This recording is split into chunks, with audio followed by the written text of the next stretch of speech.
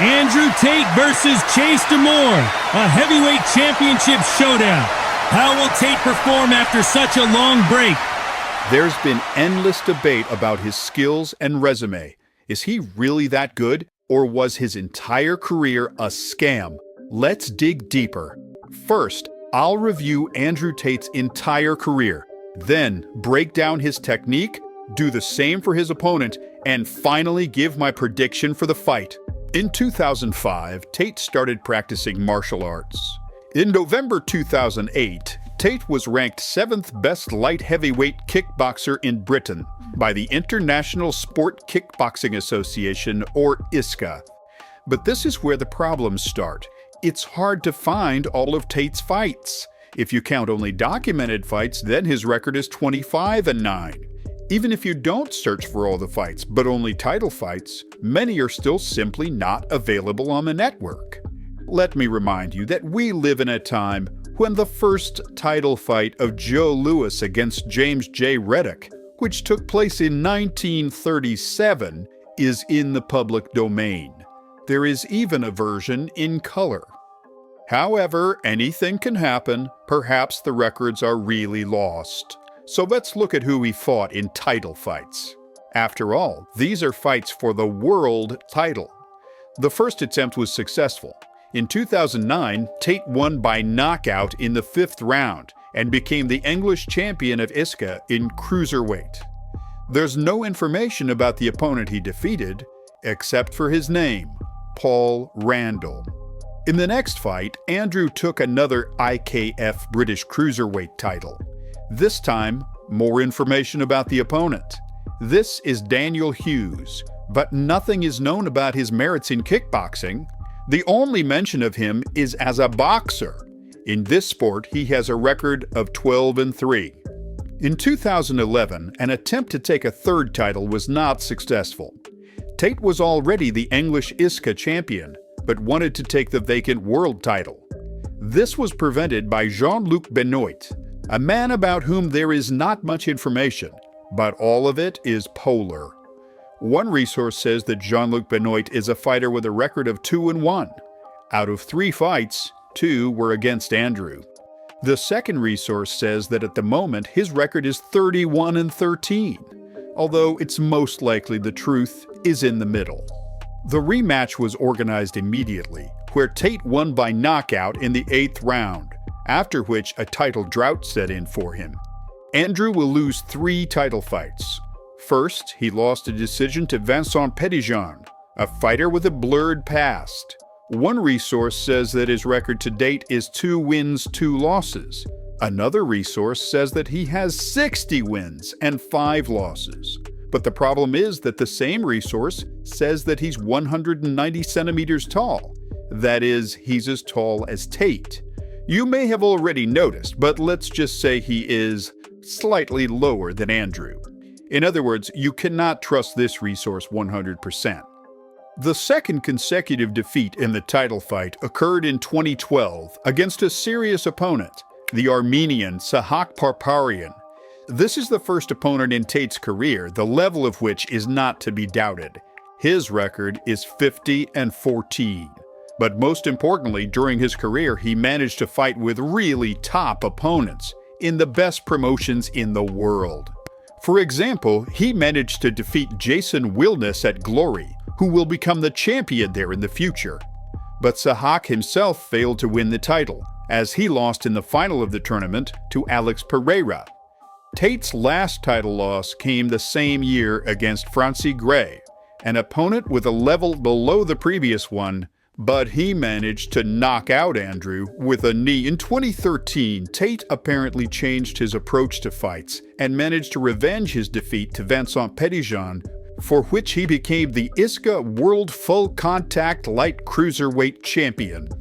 Following him a year later, Andrew fought for the title against Wendell Roche, an unremarkable fighter who did not fight in serious leagues. His record seems to be 53-22, but finding his wins is many times harder than his losses. However, Andrew told his audience the victory over him was an incredible achievement, because he was the first to knock him out. Yes, this is true, but this achievement is not so impressive given the fact that Roach had almost 20 defeats at the time. This ended the title win streak. Young Ibrahim El Bustati managed to take the Infusion Live World Light Heavyweight title. But if you notice, wherever Tate talks about his kickboxing past, he always puts the emphasis on his ISKA titles. What is ISKA? How important is this league that Andrew constantly mentions it? ISKA, originally International Sport Karate Association, later also called the International Sport Kickboxing Association, is one of the international bodies regulating sport karate and kickboxing matches. ISKA is heavily influenced by karate. The pool of athletes competing in this very narrow fighting style is nowhere near that of boxing or kickboxing. These types of kickboxers typically do not do well in MMA. Because of that, Tate himself lost at the amateur level in MMA. Successful representatives of this style can be counted on the fingers of one hand. Michael Page and Raymond Daniels are now active. Most kickboxing and Muay Thai legends, top fighters or prospects have not even participated in ISKA events. These tournaments are rather semi-professional for those who could not get into the major leagues. For example, the same Raymond Daniels was repeatedly beaten in Glory, which is the main promotion in our time. Glory's level is so high that even Israel Adesanya failed to win the championship belt. Perhaps ISKA was a top league at the beginning of its existence and only got worse towards the end? The short answer is no.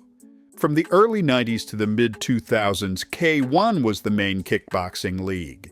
In those days, the best kickboxer was not called World Kickboxing Champion, but K1 Champion.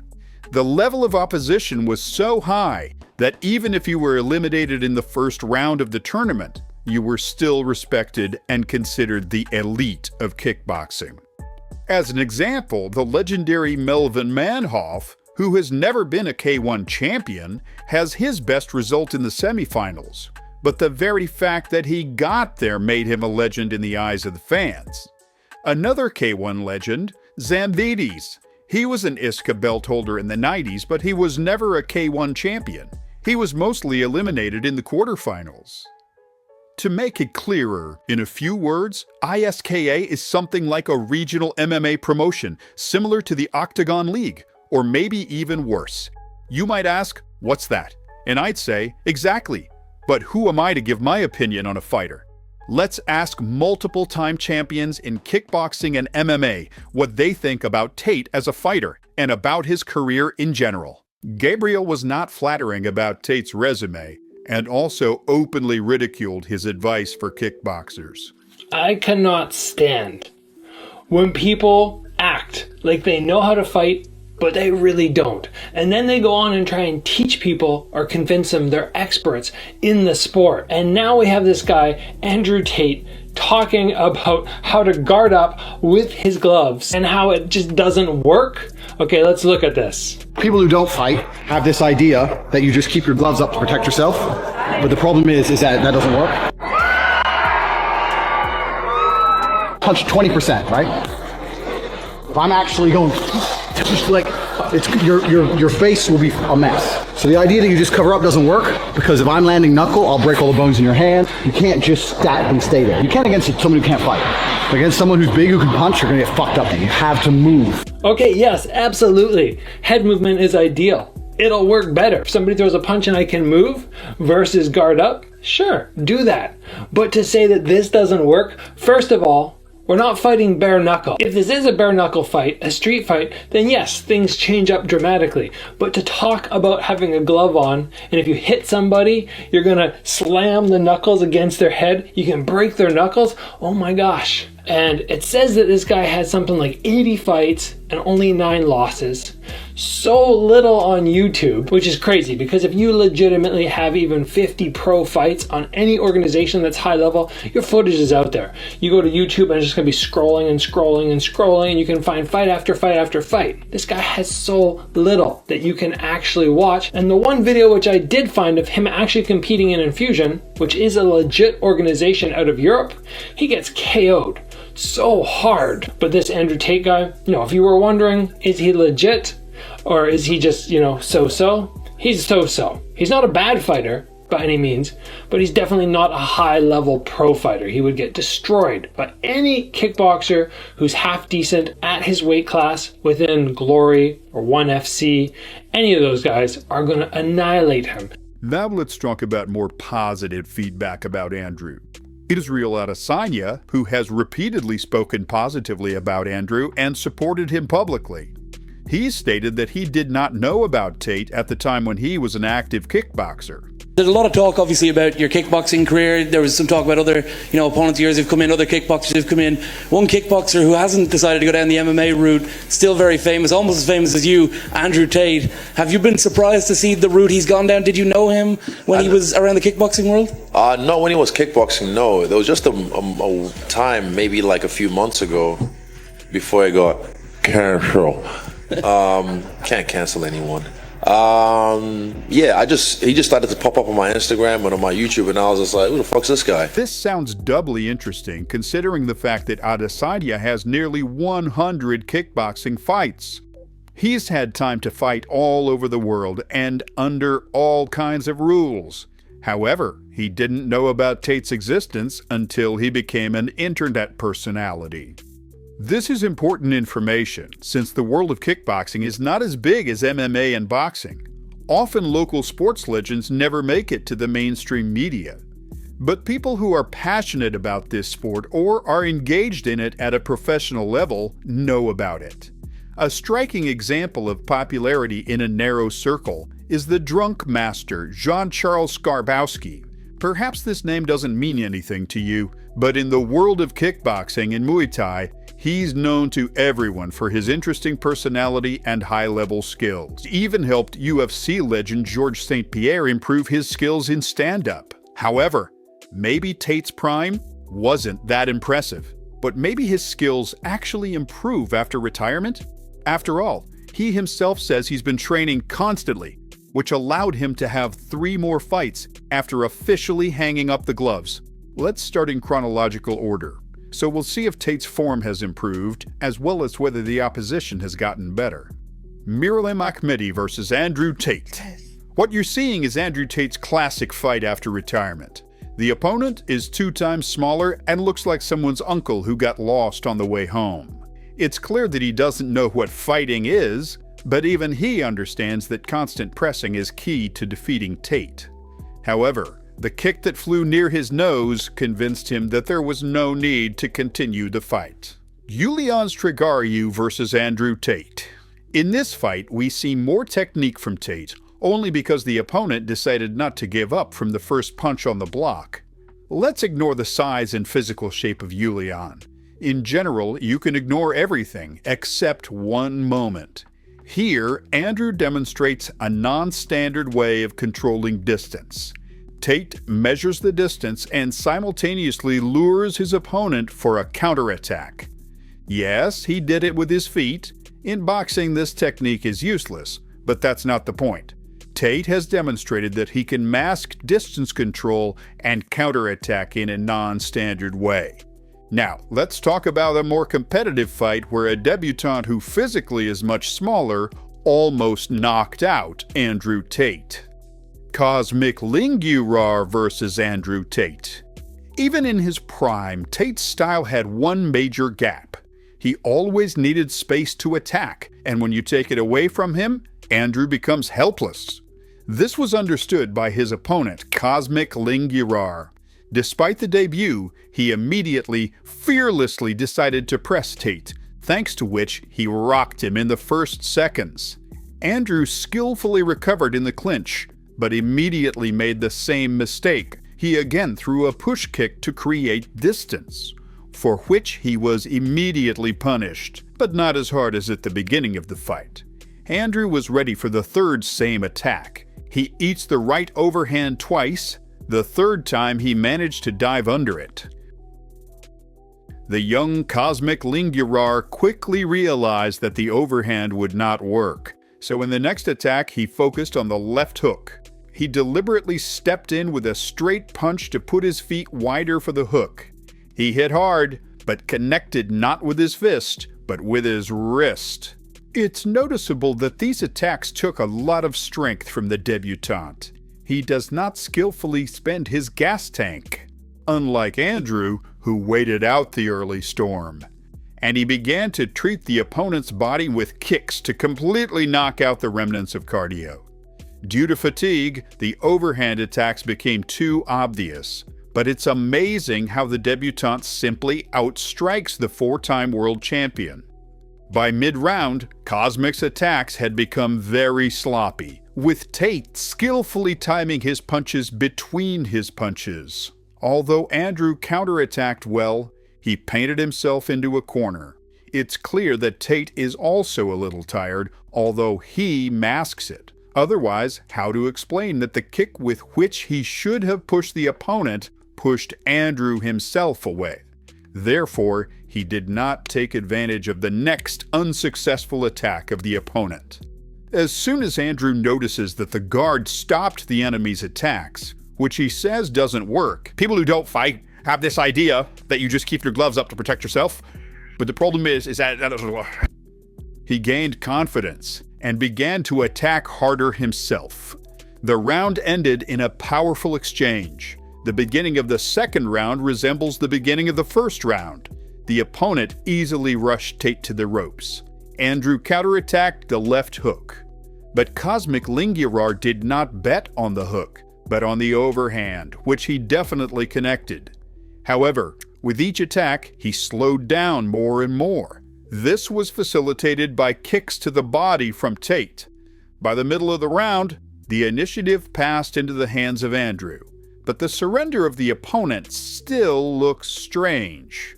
Andrew has serious ring rust. His timing and control of the distance got worse, but the ability to spend energy and concentration brought him victory. In general, the organization of this fight is a very strange idea. Who allowed the debutante to fight with the four-time world champion who has almost 100 fights under his belt? For a debutante with a supermarket's advertising on his back, Cosmic Lingurar did an excellent job. All right, maybe Tate's skills got a little dusty after retirement.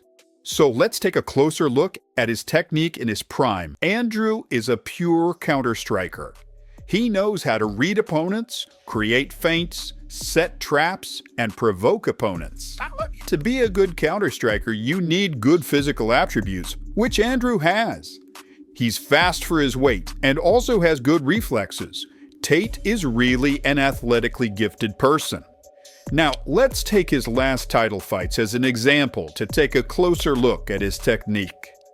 Despite his size, Tate likes to throw high kicks, push kicks, side kicks, body kicks. As you can see, all his kicks are strongly influenced by traditional martial arts, which can be found rarely in our time in kickboxing, especially in such weight class. In order to use all these kicks, Andrew needs distance, because if he doesn't have enough distance, it'll be easy to counterattack him with hands. To create distance, Tate uses the knee, often raising it. He's not only ready to check low kicks, but also creates feints. With such movements, he intimidates the opponent, showing that now he will drastically close the distance. This constrains the opponent and often allows Tate to read his opponent's reactions. Also, to create and control the distance, he uses a power jab. Andrew rarely throws something in half power. After a hard jab, he does not stagnate. He often shifts with the amplitude right straight or throws a high kick on the shift. This is another combination of traditional martial arts. UFC fighter Stephen Thompson uses it frequently. Andrew has solid head-body combinations, but they're not bad only according to kickboxing rules. Basically, he attacks the body with his legs, and with his hands he applies boxing combinations to the head. His hands look good if he's aiming at the head, but the work on the body with his hands is very weak. He either has very strong swings that opponents counterattack, or arm punches, due to the fact that he's afraid that on a strong swing, he'll be caught by a counterattack. Andrew fights with his hands down, like most fighters with a base in traditional martial arts. Thus, his attacks with his hands become more unexpected, and the moment of swinging hand while throwing kick is not noticeable. After all, classic kickboxers need to remove their hand from the defense in order to swing their leg well. But as you already understand, lowered hands open the jaw for attacks.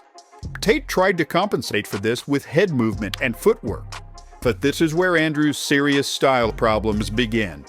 His head movement and footwork are easily disabled by double jab and constant feints, so Tate will not understand when to use defensive maneuvers.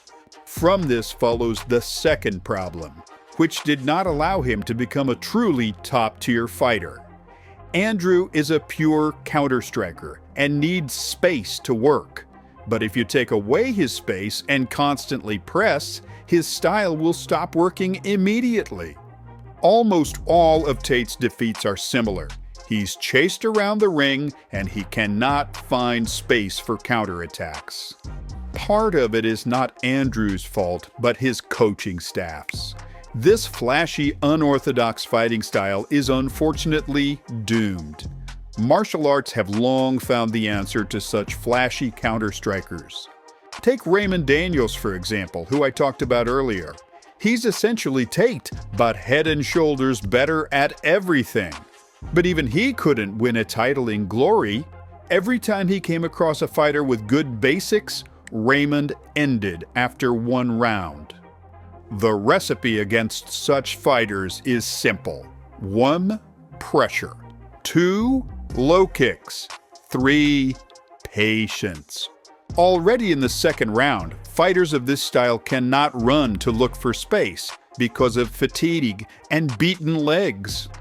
After that, you can enter the boxing distance or clinch, where you can safely beat them up. After such a detailed breakdown of Andrew Tate's career and abilities, let's move on to his opponent, Chase DeMoor, a former professional athlete turned boxer.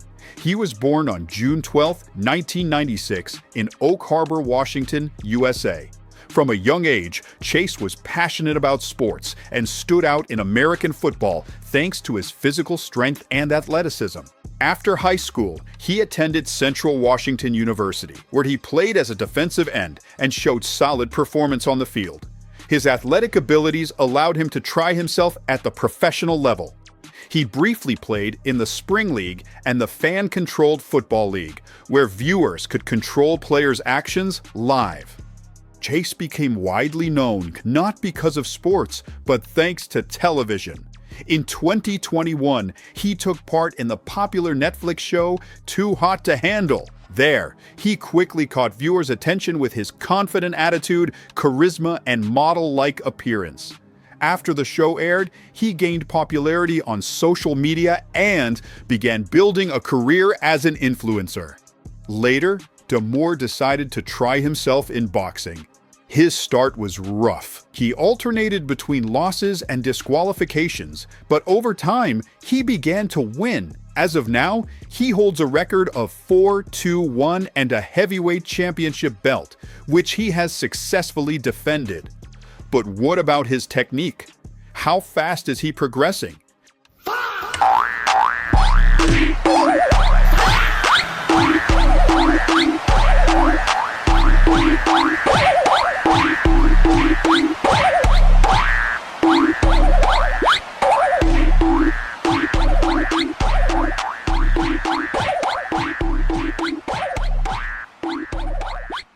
As you can see, DeMoor fights like he's chased. He floats like a bear and stings like a butterfly.